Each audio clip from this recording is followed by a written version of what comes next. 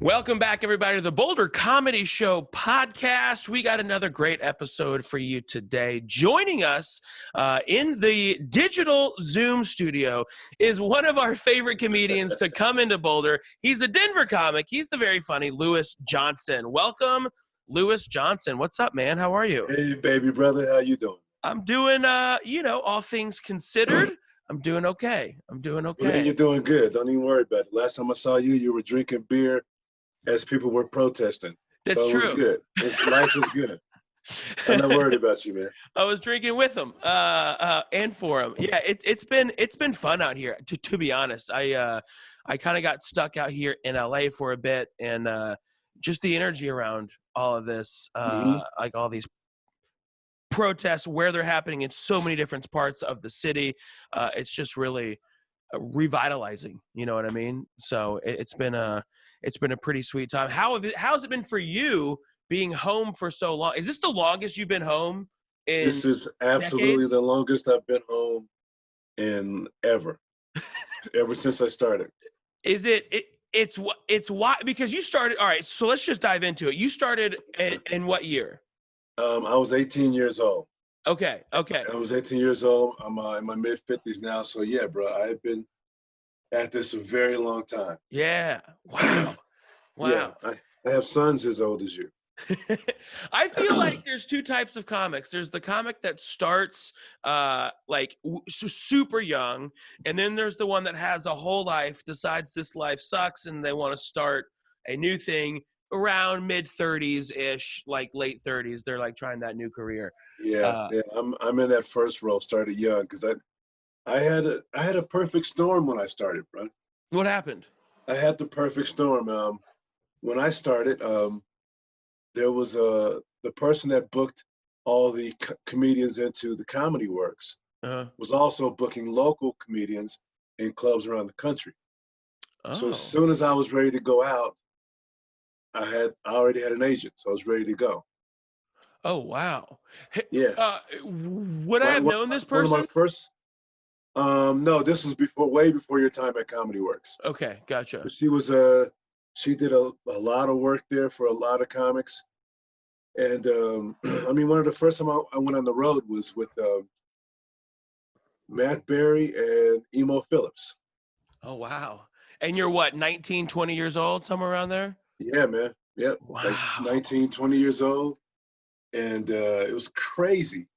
It was crazy. That was back when Emo wasn't talking wild like that all the time. He would slip into it if he wasn't off stage. If he was off stage, he would slip into it every now and then. Gotcha. But on stage, he was the emo all the way. And Matt Berry, who is now multi-millionaire, TV producer in LA. Mm-hmm. So yeah, man, everybody, I just had a perfect storm. Isn't that a fun time to, like, those first couple years of going out as a young comedian? Man, it's just, there's nothing in this world that could top that, like those months and years of that feeling. Well, I learned one thing that a lot of comics now, I think, really pay no attention to. When I first started, I lived at the comedy club basically for a year or so. I wasn't on the road or anything. What happened was I was taken under the wing of a couple of comics in Denver. Vince Curran, Don Becker, Steve Stites. Vince was back. So Vince was back way back then. Yeah, Vince Curran was the guy that actually signed me up for New Talent Night. Really? Okay. He was the guy when well, here's what happened. Here's the origin story, as we say in the comic book world. Marvel, by the way. DC's good, but Marvel's the one. Yeah. The origin story was I was one of those guys, bro, who I was an arrogant teenager. You know, this is back in the day when people used to wear the taco. I was working Taco Bell. I was working 2 fast food jobs, and I was in senior year of high school. Damn! And wow. Yeah. Oh yeah. I've always been a hard worker. I've never been afraid of hard work. Well, in the space of 1 week, I got fired from both of those jobs. For doing what? For something you did, or just it just happened? I was a weekend maintenance man at Okay. McDonald's, Okay. right? And so I used to get there either at 6 or 6:30. They gave me in like a 30-minute window. So either you get there at 6 a.m. or you get there at 6:30. You do your work, and then you work about 6 or 7 hours, and you're done. Well, I got there, finished all my work up in, I don't know, 2 hours, and I was downstairs in the basement of the McDonald's, and I found the space between these two boxes, and I sat down. And when I woke up, I walked upstairs, and the manager said, "Sign this, sign that.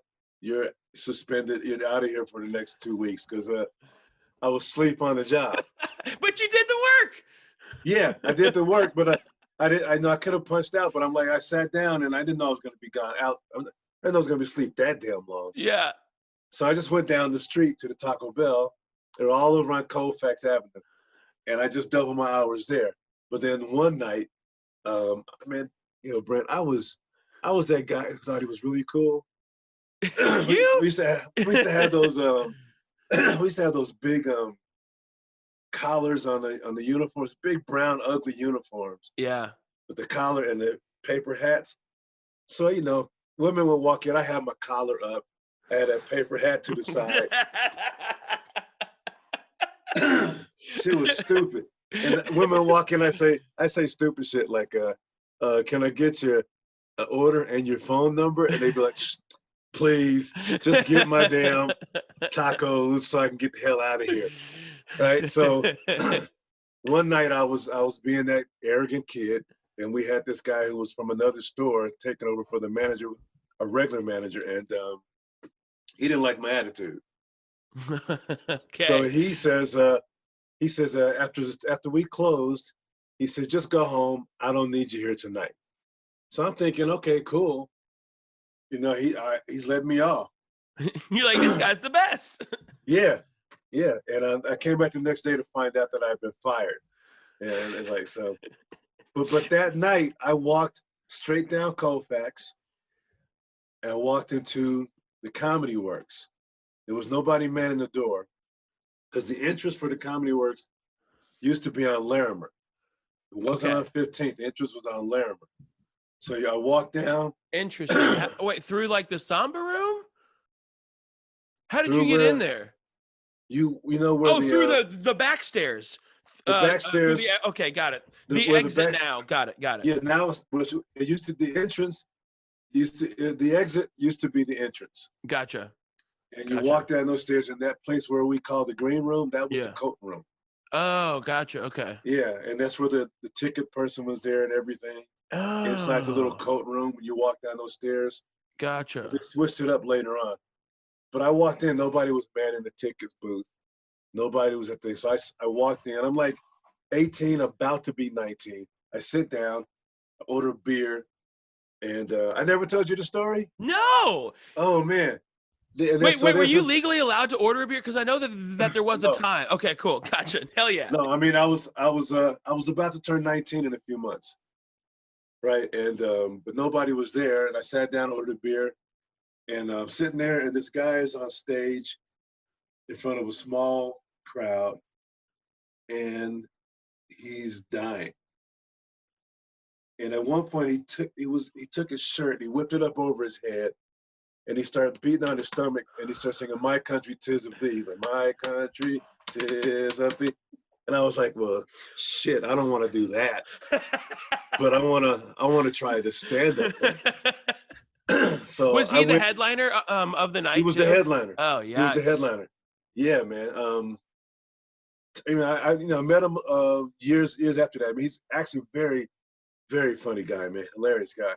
But just not that night. We all have bad nights. Oh yeah. He was having a horrible night. Okay. It's always bad when you have to resort to pulling a shirt up and showing stomach or showing tits or whatever. Oh, it was bad. I've been there, but boy, it's like, God damn it, what are you doing? It was so bad. But I went in the next day because I had been in a summer program in high school where we used to go around. They signed about 10 of us up and we went around doing sketch comedy Okay. for old folks homes, juvenile hall, daycare centers, anywhere that anybody would take us. And we wrote half of the sketches and we stole the other half from Saturday Night Live. Okay. Right. So I was ready to do the stage thing. Yeah.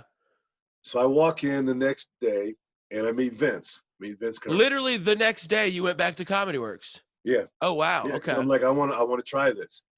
So I went in and Vince tells me everything I got to do, and I opt to sign up for 2 weeks from that date. Because he was like, what you should do is get your thoughts together, sign Right. up, come in 2 weeks. So I went home and I wrote for 2 weeks what I thought was funny material. Right.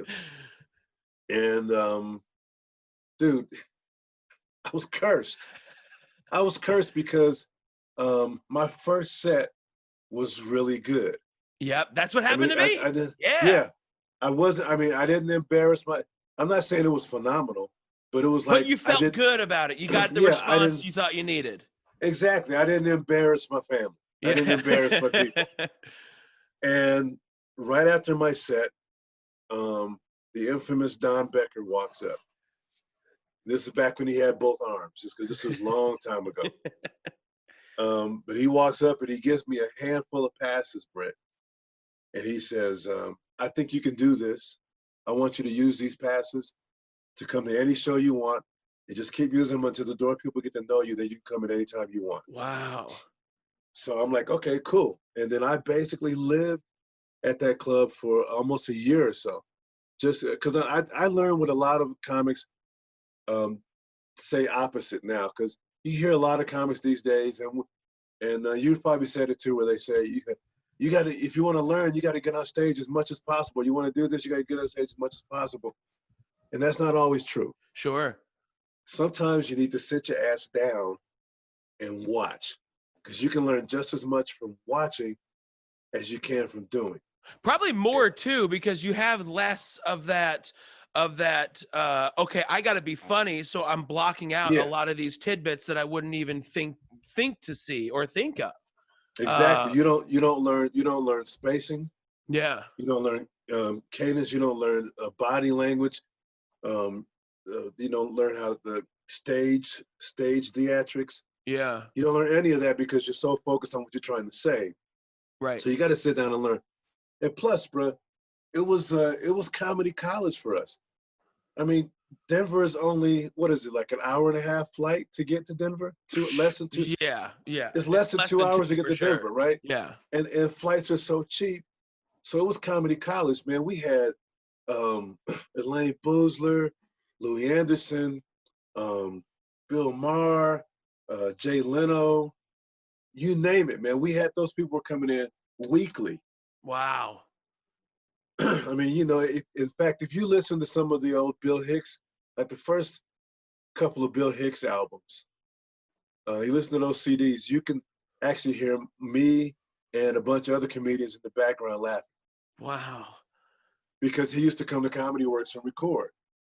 He put which has been known as a legendary place to record. I mean, so many artists have their best out. Skanks for the Memories, David Tell's album. Like there are so many. That was one of the early ones I heard at Comedy Works. Yeah, Comedy Central and the Ha Network was merged and became Comedy Central. Gotcha. The Comedy Channel and Ha Network merged and became Comedy Central. And they used to send their people specifically to Comedy Works to record. Wow. Just because of the fact that Comedy Works got so lucky with that room. Yeah, with the for beat, sure. That the ceiling is so low. Yeah. And it's like a baseball stadium, because it wasn't always a baseball stadium the way it is now. The stage was relocated, wasn't it? No. Stage is always there. Stage has always been in the same place. Okay. But there's a place where the back bar. We used to always stand in the back of the room, because there was it was built up like a stadium. Right. But there was a wall around the back where you could walk around in front of the bar. Okay. The bar was not. There was no wall. It wasn't walled off like that. And once they added that wall, it was even better. Because, you know, every now and then, if a comic wasn't doing so well, you could hear the bartenders washing glasses, and you could hear Right. the clinking of that. Right. But when they That's how blocked you that know off, you're eating man. shit, when you can hear cups getting washed in the back. You're like, oh God, Oh yeah, I'm getting heckled by the dishwasher right now. but that's where all the comics used to stand and watch the show. We would stand in the back along that rim and watch the show. And you know, bro, I saw crazy shit, man. We had a guy who I think he's in jail for life for murder. He Whoa. was he used to come into Comedy Works all the time. Every new talent night, he would be there, and Becker would put him up at the end of the night because he knew that the guy would clear the room. It We sounds didn't like know a he was. Vic G type character. Yeah, we didn't. Arthur, I think his name was Arthur Castile. Okay. And you never heard the story though, but Arthur used to he used to go on stage. He'd have on biker shorts, the tight biker shorts, and this big ass oversized sweater. And some nights he would have just like dry ramen and with cream cheese smeared in them. Jesus Smeared in Christ. between. And he'd be on stage eating that shit. telling the most horrible jokes ever.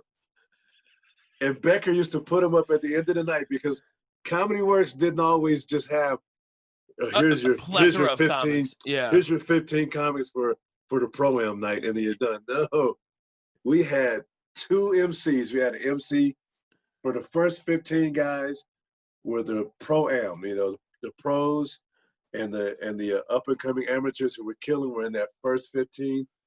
And then the second MC would come up, and then that would start off all the like new the open people. mic. Oh, Yeah. gotcha. Okay, that's Yeah, an interesting way to stretch out the night. Yeah, I think I posted a picture of the button one night, because I used to give out buttons that said, I survived new talent Monday night at Comedy Works. I saw that picture. Okay, yeah. Yeah, it was crazy shit, man. And Arthur used to go on stage, and we used to all sing this at the end of it, because he would always close with the same thing. He'd go, I like to sing a song about Santa Claus. And he did this horrible. He goes, yeah, how dirty can this be? I mean, as dirty as you want. It's fine. It's all going online. This is Arthur saying this song. He said, he goes, Rudolph, the big dick reindeer, had a very huge cock. And if you ever saw it, you would say it was huge. Then this is when everybody would kick in. You get like 12 comments in the back of the room. Then one stormy Christmas Eve, Santa came to say, Rudolph, with your dick so big, why don't you slide it up my ass? And everybody's in the back just singing this shit. Jesus Christ. As people are streaming out of the room. Like, what the fuck is this? Yeah, getting their buttons so they can go home. Fucking bananas, man. But he ended up killing somebody. Wow. He was working. His day job was working in yards, and I guess he got in an argument with some guy, threw him off a truck, a moving truck, and then jumped off the truck with a lawnmower and proceeded to start bashing the guy. Wow. Yeah, so he went to jail. Yeah, there are no prerequisites to start comedy. That's what's crazy. Just anyone, any fucking mentally unstable person can be like, yeah, this is going to be my career. Yeah, you get some people, man, and you think that they're like the most stable person. No, there's always something up here that's a little bit off. Because comedians, we can see each other immediately. I've said this before. We're a species. We are a separate species. And you know this for a fact, man. Because how long have you been doing the Boulder Comedy Show? Boulder Comedy Show just hit 7 years in 2020. 7 years. Yeah. Now, there have been some times, and you probably have to send somebody to the airport or to Denver. Yeah. To pick up the other comic. So you send the comic to pick up another comic. Now that comic may have never, ever seen that person before. But as soon as we see each other, you're like, oh, you're the comic. Yep, absolutely. Absolutely. I'll walk into shows, like one-nighter type shows, especially out here as well, where I don't know everybody who's booked me. I just get an email. I'm like, yeah, man. And I'll walk in. I'm like, okay, it's either that guy or this guy. that's running the show. They're both comics, but it's one Yeah. of these two. You know, you see Yeah. it, you can totally tell. It's crazy. We recognize each other. It's the craziest thing ever. Yeah. And then you can always tell who is going to be when you work like the road gigs, when you're working at a club for the week, and you wait for that first night, and you're in the condo or the hotel or whatever with the other comic. You can always tell who's going to be like a really good comic. Yeah. There's you got a 90% chance of telling if the guy's going to be good or not. Right. Because if that guy's telling you jokes, if he's trying to be funny, from the time he meets you to the time you get to the condo or to the time you get to the club, you're like, oh fuck, this is gonna be this is gonna be a long weekend. Yeah, it's gonna be a long weekend. But there's other guys. There's only a few guys that defy that, where they're just killing you right from the bat. You're like, oh, this is gonna be fun. But other times, Sinbad is one of those guys that I've experienced thus far. Dude, Sinbad is a freak of nature, man. I don't care what anybody says. Yeah. And he kills. He could just be sitting there talking to you, and he's being, you know, Sinbad got me my first concert ever. Oh, cool. Yeah. I was about 20. I was in my early 20s, and Sinbad couldn't make it to a gig here in Denver. Was this when he was still living, or because he went to school in Denver? Yeah, but he didn't stay in Denver that long. Okay, gotcha. Okay. Yeah, because Sinbad is I don't know, about 7 or 8 years older than me, I think. Okay, gotcha. And he's about 8 years older than me. But yeah, man, he called the promoter, Barry Fay, rest in peace, Barry Fay, and said, look, I can't do it, but there's this guy in town. I think it would be great. He would do good for you. And so I got the gig, and after that, I started doing a lot of concerts around town. Wow. And Barry Fay was legendary. Yeah. Man, I've heard the name for sure. I never met him, interacted with him, but I've heard that name in stories. Yeah, I mean, you know, you guys do that thing at Red Rocks, right? Yeah. Barry Fay was the one who brought U2 in to Red Rocks. Wow. Yeah, he was instrumental in them doing that video and everything. The Name of Love, all that. But he used to book everybody. I mean, dude, I got names on my books as far as credits. I don't even use them, but it was just crazy. I open for crazy people, man. Wow. You know, I go from James Brown one week to Engelbert Humperdinck to Huey Lewis and the News. Damn. To like you know, Shaka Khan. So it was like all these people, man. I remember when Terrence Trent D'Arby came out, bro. That was wow. I've seen some shows, and I've seen the way people react to fame. That motherfucker, man. When he woo, bro. I mean, because I remember being in a club with Sinbad. We go to this club, and just the reaction that people have to famous people is amazing. Yep. Oh yeah. It's weird. Yeah. It's really weird. Amazing. Yeah. I remember we walked into the club. He's like, I'm gonna go over here and say, hey, I'm gonna walk up to you. I said, I'm gonna walk over to the bar. I'll meet you in the back. So Sinbad goes one way, I go the other way. So I'm not less than 10 feet into the club. I start hearing people go, oh, Sinbad. Right, it's like, you know, we did a concert. It's like that Josh Blue joke. He's like, I can't believe he's here. Like, oh yeah, I can't believe he's here at the place we paid money to come see him at. Yeah. It's like, you know, it's like you knew he was gonna be here. Oh, that's him. Dude, I remember one of the best nights I saw with Josh, man, was when you might have been there, was when Chappelle was in town. Yeah. He would always ask Josh to open. Yep. Right. Well, one night I remember it was Josh was there. He was opening, and then they brought out what's the little dude, the Brad Williams. Yeah, I think they brought out Brad, and everybody's like, "Oh, this is crazy, Brad." And then they go, "We got one more special guest," and people are like, "Well, who can?" And so then Ron White walks in. Yeah. Yeah, and then Chappelle closed it out. But I remember Ron White. One of the funniest thing I've ever seen Ron White do.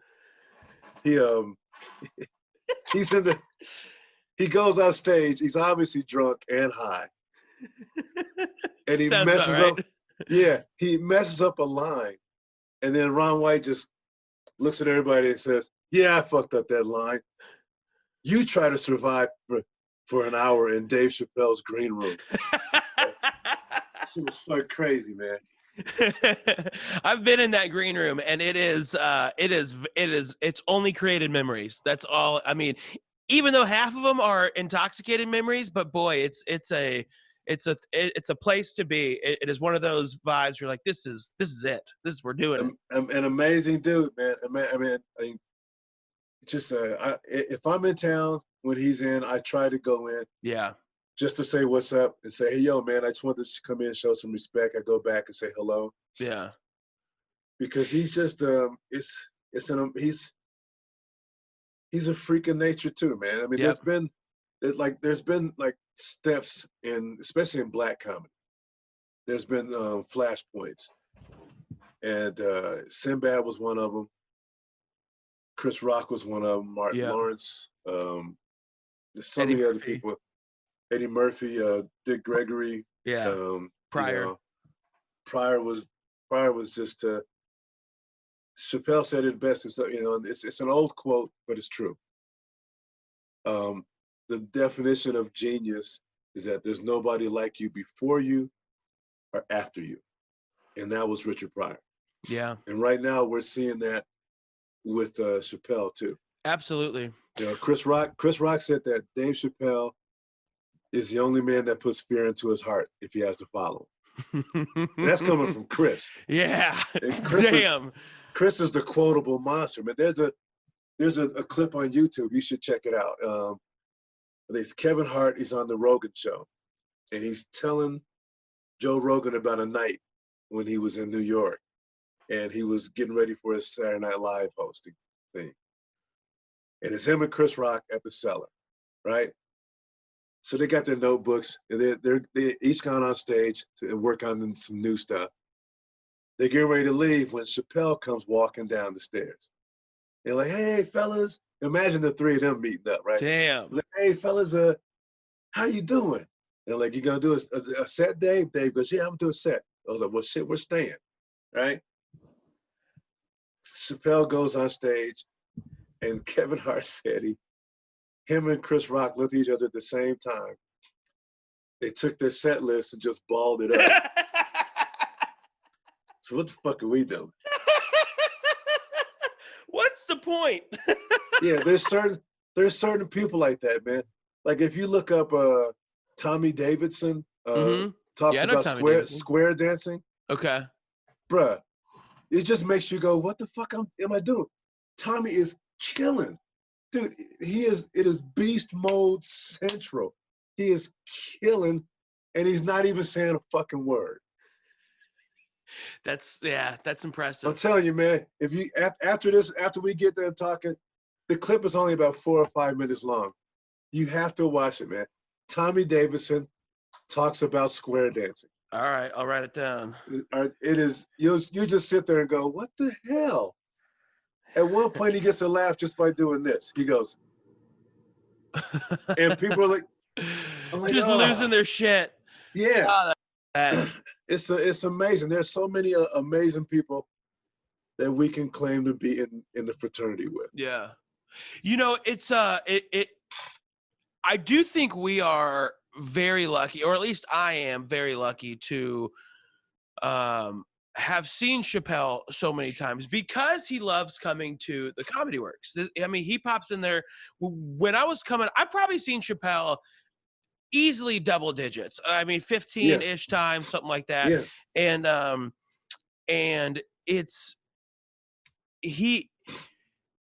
we're going to move into the 846 special he just released. And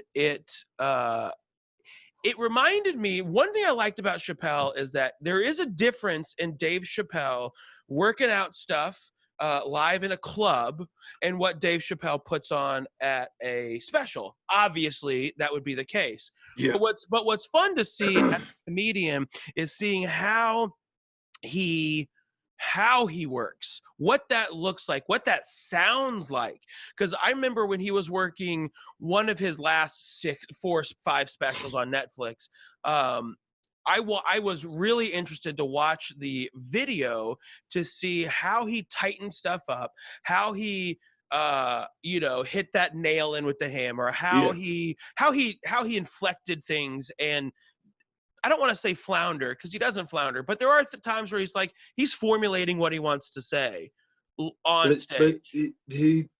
he'll take the hit. Yeah. And that's the one thing that And he he'll does. recover. Yeah, it's one thing that he does. It's one thing that Chris Rock does. Same thing that Bill Burr. It's a bunch of the guys that do that. They'll take that hit. Yeah. Yeah. You know, Chris Rock will go on stage and just read from the notebook, no inflection, nothing, because Just he wants see to how see it if sounds. the joke. He wants to see if the joke is going to work before he puts his top spin on. Oh, yeah. Okay. Yep. Yep. You know? Now, okay. Yeah. So that's exactly what's kind of happening with Dave. Boy, that's interesting. I didn't think about that. He wants to make sure the words are good before Chris, not the Rock pizzazz. Rock has always said that there's a lot of comics that have great jokes. They just don't deliver them to get the laugh and deliver them. Because if you can find a way to deliver that joke either the same way or a different way that makes it better, then because you just have jokes that you don't know how to tell. Right. I mean, Matt Berry told me a long time ago that you'll be 10, 15 years into this, bro, and you'll have jokes that you've written today that you won't learn how to tell until then. Yep. Because if you get to that point and you're like, you're just still learning stuff about some jokes you wrote years ago, then that's a good thing, because that means you didn't close off the bit. Because that was the thing that Matt Berry told me.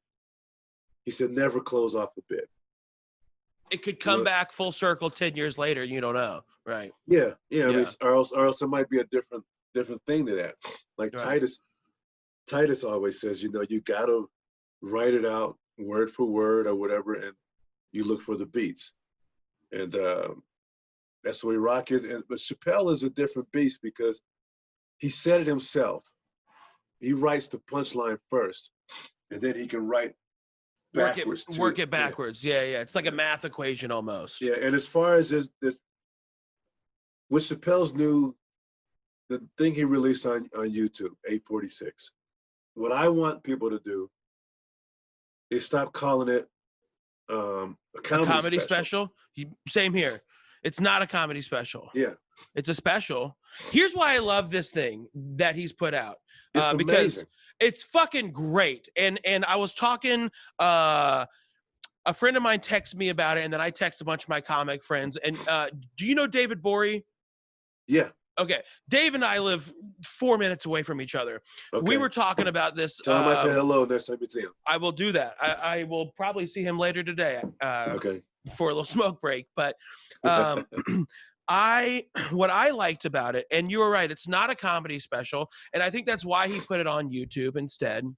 But what I loved most about it, especially knowing what I've seen all those times at Comedy Works, right? It for the first time, he had a taped thing that reminded me of what I used to see when he was working stuff out at Comedy Works. And because of where he's at right now in his career, Chappelle released a thing. It's a comedy special, right? Because people view him as special. Absolutely. Yeah. And funny as shit too. So we all watched this with the intention of this is going to be, he's doing this on George Floyd. There's too many fucking names. He's doing this on George Floyd. And so he's going to have some crazy turnout, and we're watching it, and about 5 to 10 minutes in, it's not super funny. It's like, Jesus Christ, this is crazy. And then you think to yourself, well, this payoff is going to be fucking massive. And then he gets to the end, and it's not the comedic payoff you think it would be. However, You just heard the whole message. You just heard 27 yeah. minutes of the message that you needed to hear, especially if you're one of these people that are on the fence about about the changes that are happening right now. Yeah. That's fine. I think he got to them with But this. there's one thing that you didn't say that and you'll back me up on this, because I've watched it 3 times. Mm-hmm. It is still structured Yes, you are right. in the classic Chappelle way. Yep. Like, what you remember the joke he did about so I kicked her in the pussy. Mm-hmm. Yeah. And he did that joke twice. Right. Right. He sets the whole thing up in the front of it, and he talks about Floyd calling for his mother. The only time he saw that was his father called for his father called for his grandmother. Then, towards the end of it, he's talking about the history of his family. Yep. And he says the people that went in and talked to these people and they enlist one of his grandfather was one of the people who went in, and that was who was the husband of the woman that my dad had been calling for on his deathbed. So he does the whole full circle thing. Yeah. And he does it like twice. So his structure is still it's still there. It's still classic Dave. It's just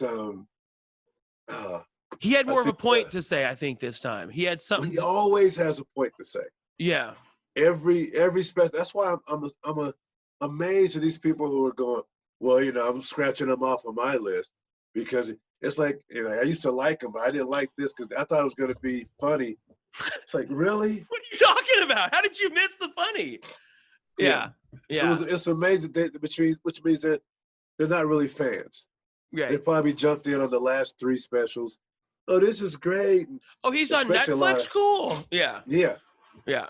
Never seen him, or probably were like, all right, I'm a Chappelle Show fan, and then that was it. It ended there, and then they went to Key and Peele, and because they weren't fans, they were just like, oh, this is what's on, this is what's popular. Oh, my friends love it. Okay, then I love it. It's great.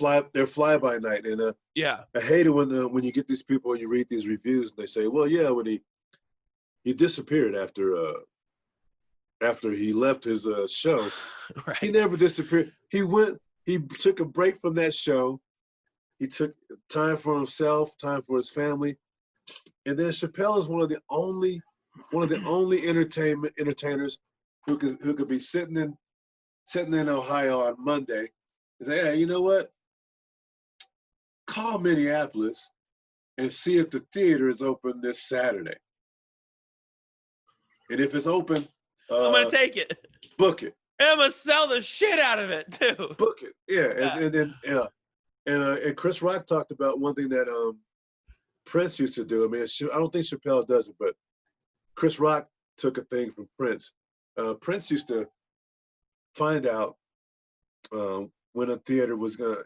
He found out if they had how many days they had open, right? Mm-hmm.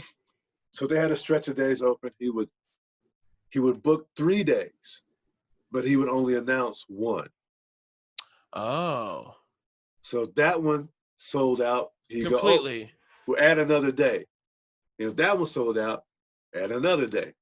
So he's almost not falsely building hype, but it's like, oh, we sold out.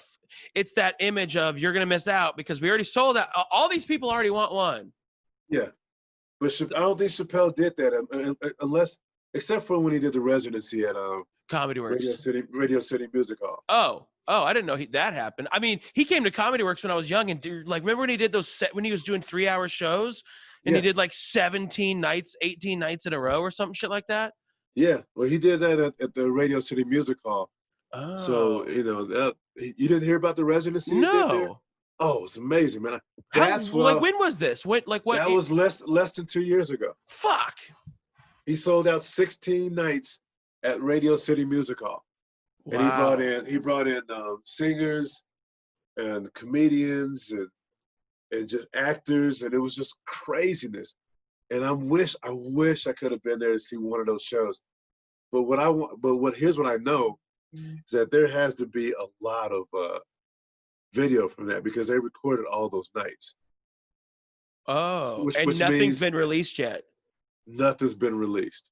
Wow. Chappelle Boy, is Chappelle's just making special on special on special. He's got yeah. so many specials. He's not even releasing them yet.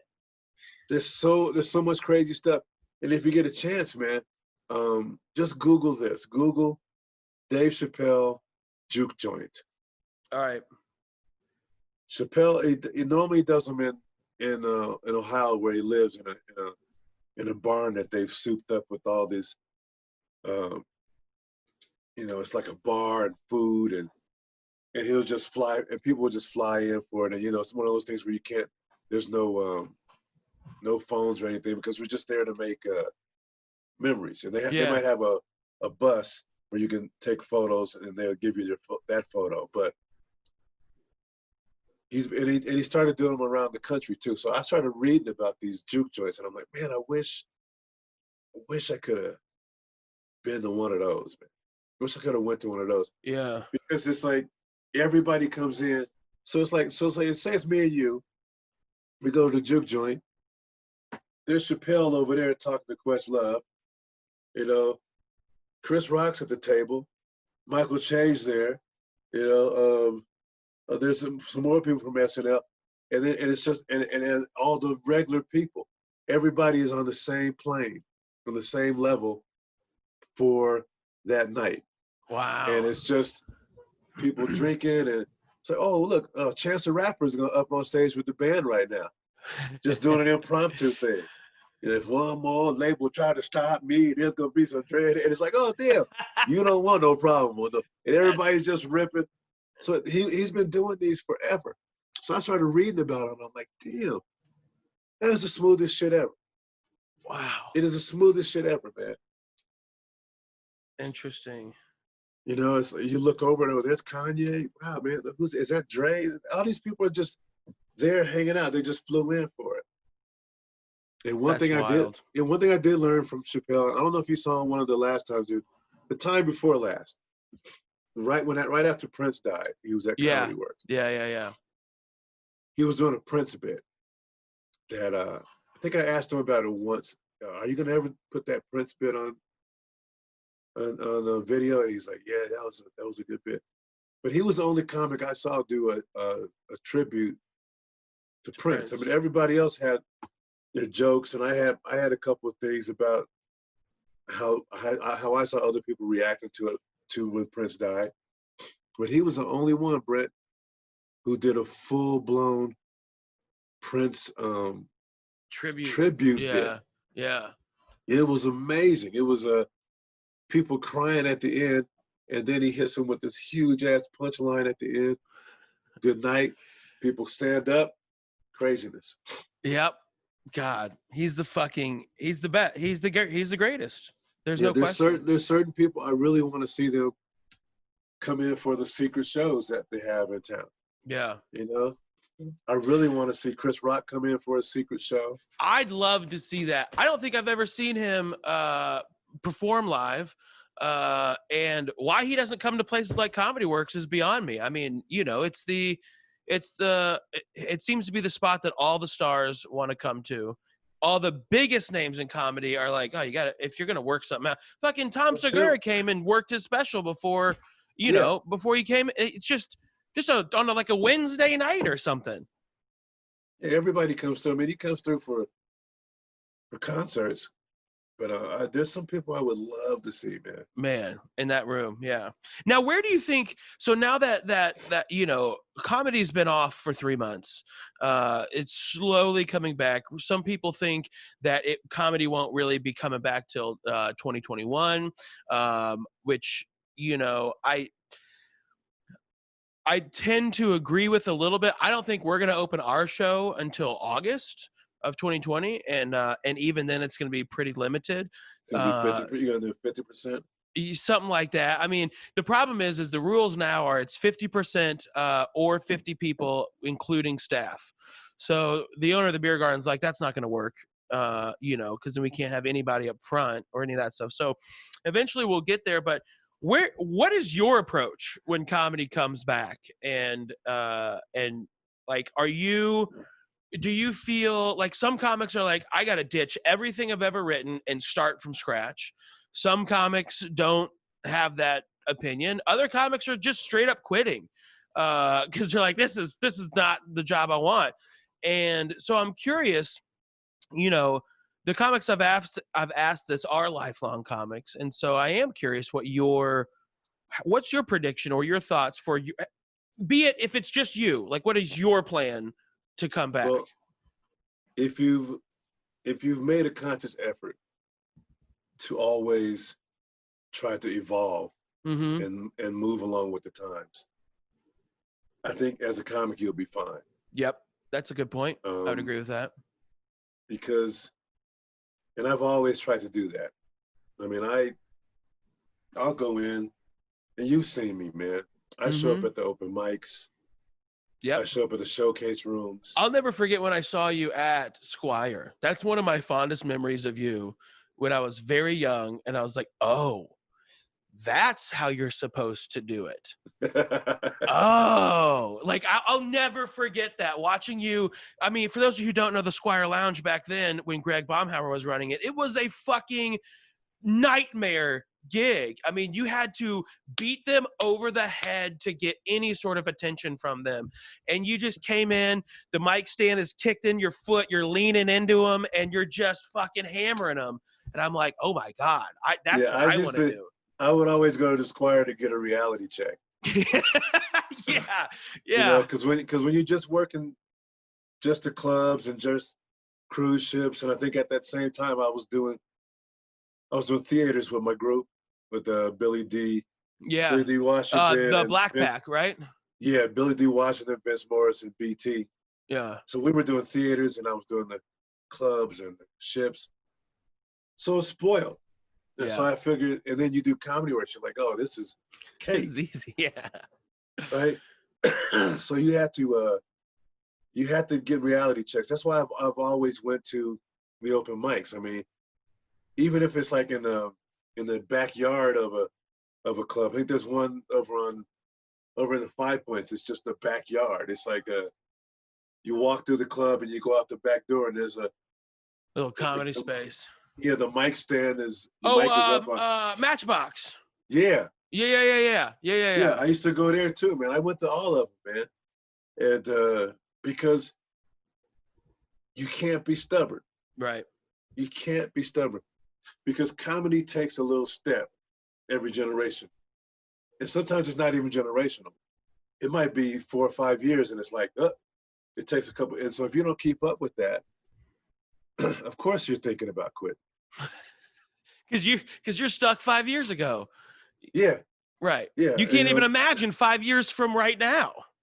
Yeah. If like before this pandemic hit, if you want to see where comedy was, I don't know, 5 or 10 years ago, you would go to Australia, and you would see those guys were doing the same stuff that we had been doing 5 to 10 years ago. Interesting. And the big guys, but the big names in Australia are always those guys that were lockstep with American comics. And I'm not putting down Australia because you know me, I've spent 3-4 months there at a time. I love Australia. They love American comics, but the guys that are huge over there are the ones that are just on the same par as everybody around the world. Wow. But you have to keep up because, you know, your references, you got guys still doing references for just stupid shit, man. You're like, wow, dude, that reference, you're not on the ship, bruh. You could. And that's another thing that changed too, man. I think the ships will be back because, you know, their bookings are way up. Are they? Well, shit, dude, I saw a bunch of ads for like 7-day Cancun trips for $150 when the quarantine first started. And they're like, we just need to book something for the future. So we have some money coming in. Yeah. So you think ships are going to come back sooner than, okay, that's good. Well, some of them are coming back soon. It seems like such a huge investment that I just have a hard time imagining them just going belly up, you know? There might be a few. We thought there was going to be a couple of lines that were going to die out, but no, they're going to stay. But then now it's a choice of where you want to go because there's going to be restrictions on it. But like location, like country wise. Just as far as being on the ship for a certain amount of time. Okay. So you can't just, you're not going to be able to hop from ship to ship to ship.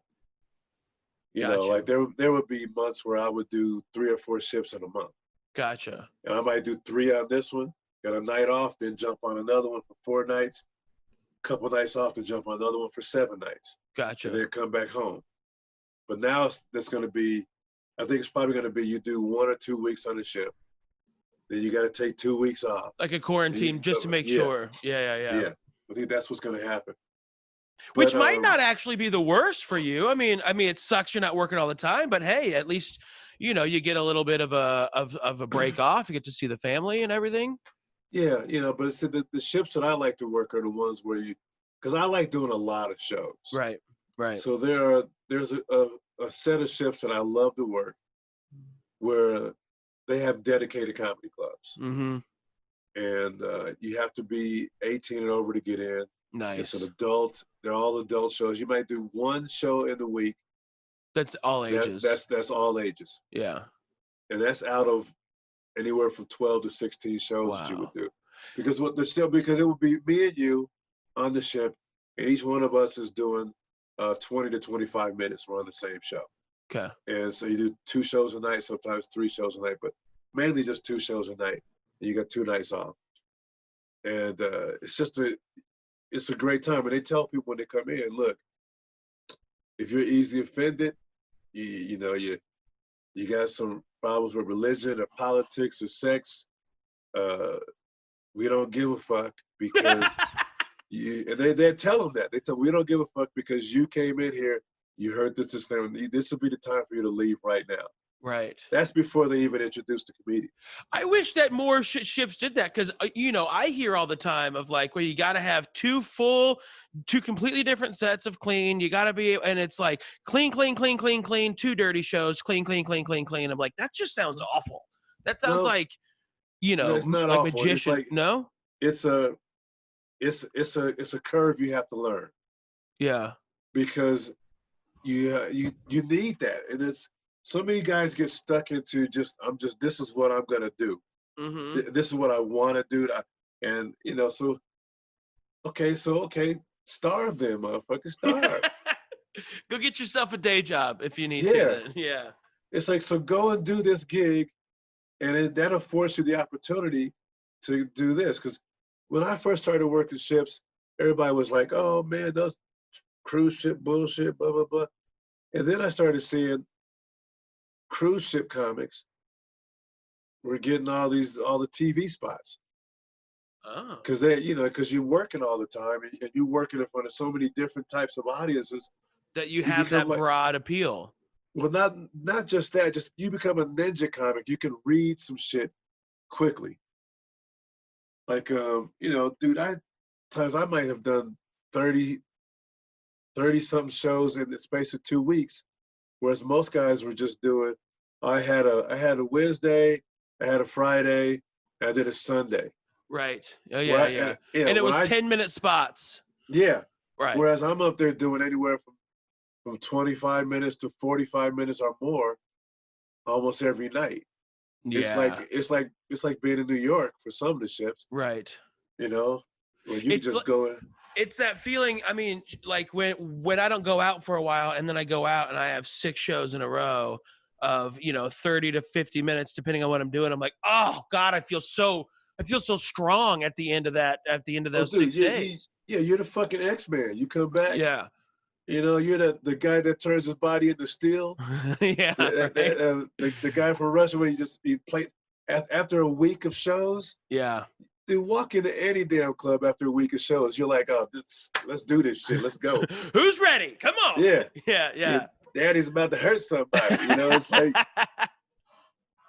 So just imagine that, man. Imagine some of these guys doing these weeks, and it's one of those things where all you get to do is whatever you want to do, as long as it's fun. Yeah. That's So, great. but you make a compromise. You do have like a family show. Sure. Which again, how that's not gonna hurt you being able to be clean. How is that bad ever? I've seen so many guys that their TV spot is the stuff they do in their clean shows. Yeah. That's when Like you you work have, that. Yeah, like you have absolutely. you see these guys doing the dry bar specials. Mm-hmm. That set they do on dry bar. That's their cruise ship That's set. that's their cruise ship clean show. Yeah. You know, one of our favorite guys, Brad Upton, I think Brad's up to like 100 million views now Wow. on his. You know, that is his clean show. He has a dirty show, but he's just hammering out that. He came with it. That's beautiful, That's man. great. Wow. It's a muscle you have to learn to work. Yeah. Yeah. Because we're not Pryor, we're not Carlin, you know, we're not Rickles, you know, we're not Dick Gregory. We Right. just we're journeymen. We're working comics. We're what a lot of people want to be. We're working comedians. Yeah. Yep. Wow. Well, Lou, this was a great conversation, man. I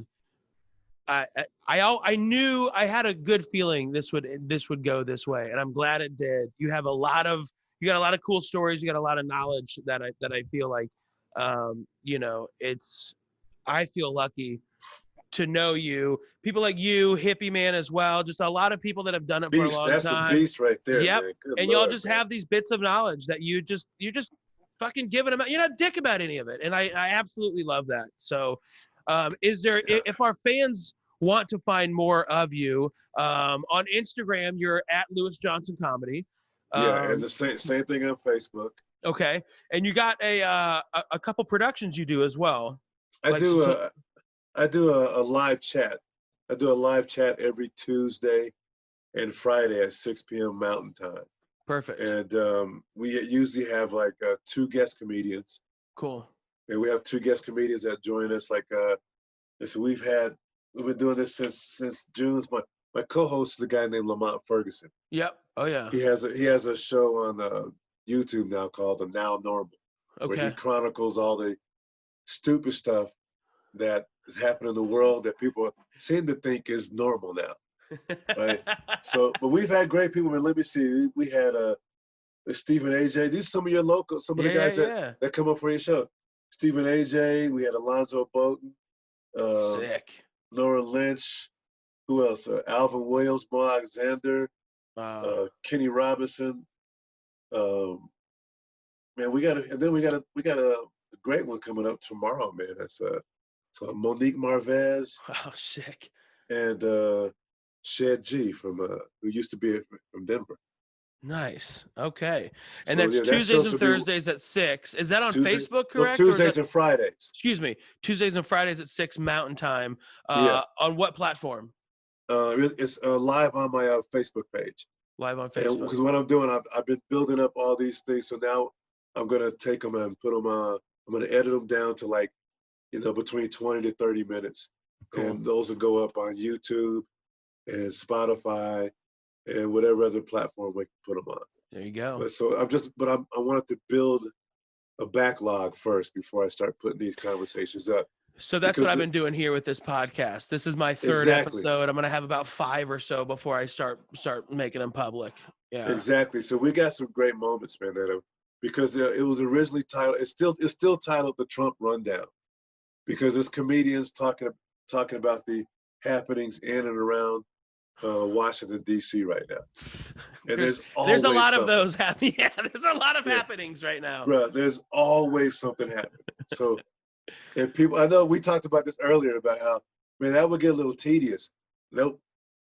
It's always it's a plethora of material. That's where Infomation started. When I originally started that for Comedy Works back in the day, it was because I was like, this is a renewable resource. There will always be something dumb happening. There's always going to be a Florida man. There's always going to be something weird. And so I've started getting, like, we recorded yesterday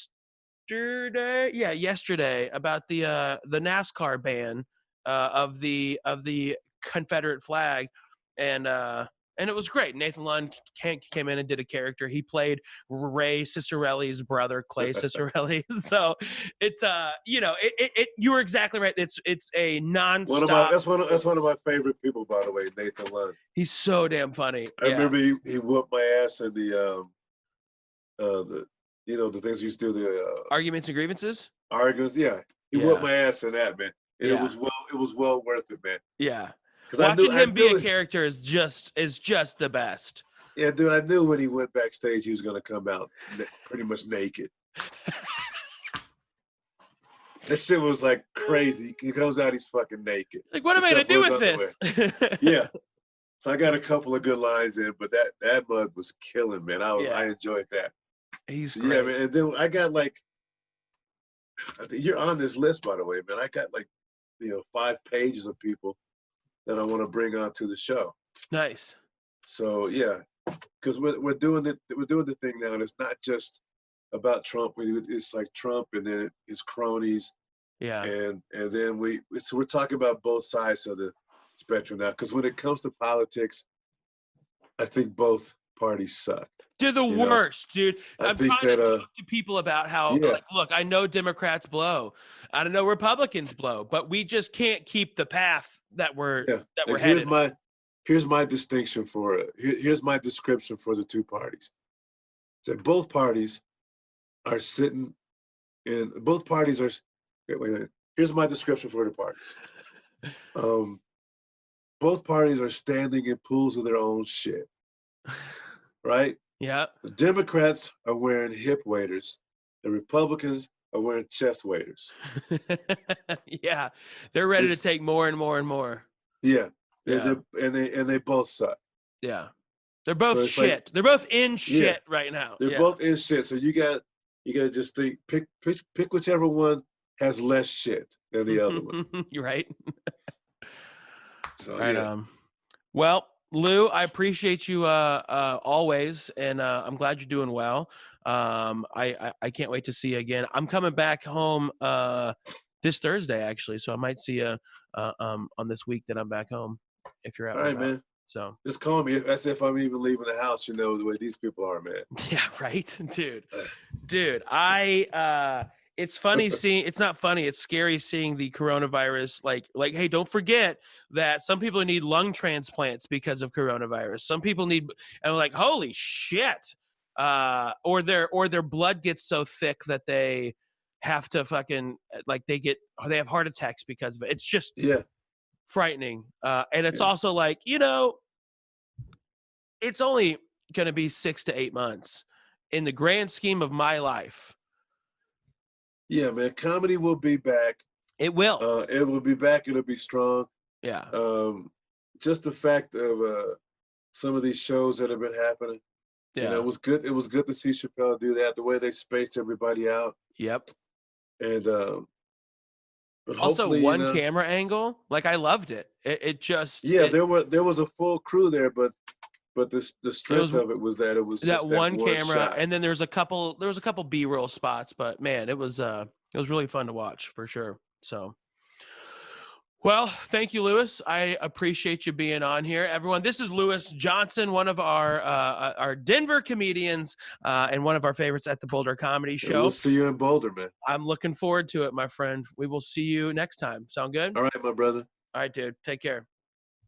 Well, that's our show, everyone. Thanks so much for tuning in. We hope you enjoyed this episode. If you have any comments on the pod, please shoot us your thoughts to bouldercomedyshow@gmail.com, and we'll read them on the next episode at the beginning of the show. Also, don't forget, our merch site is live.